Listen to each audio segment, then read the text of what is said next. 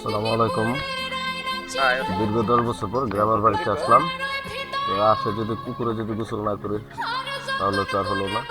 তো আজকে কিন্তু পুকুরে চলে আসলাম গোসল করার জন্য। তো চাচাতো ভাইদের সাথে আজকে প্রতিযোগিতা নামবো, সাঁতার প্রতিযোগিতা। দেখা যাক কে আগে যাইতে পারে এবং আসতে পারে। তো দীর্ঘ প্রায় 10 বছর পর আমি কিন্তু পুকুরে নামে গেলাম সাঁতার কাটতে। তো এখন আমি যাচ্ছি চাচাতো ভাইদের সাথে সাঁতার কাটতেছি। দেখা যাক কে আগে যাইতে পারে।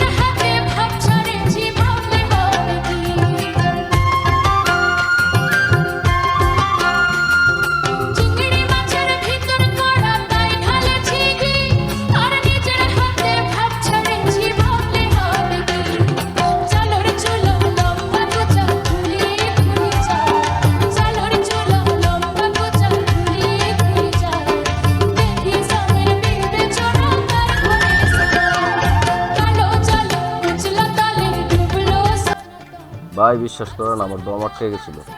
তো আমি কিন্তু ফাইনালি কিন্তু জিততে পারি নাই, কারণ চাচাতো ভাই কিন্তু ওই যে আগে চলে আসছে।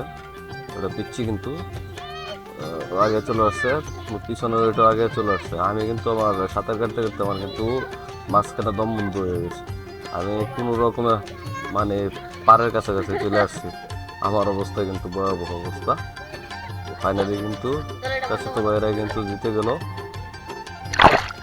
তো ধন্যবাদ এটুকু সাথে থাকার জন্য।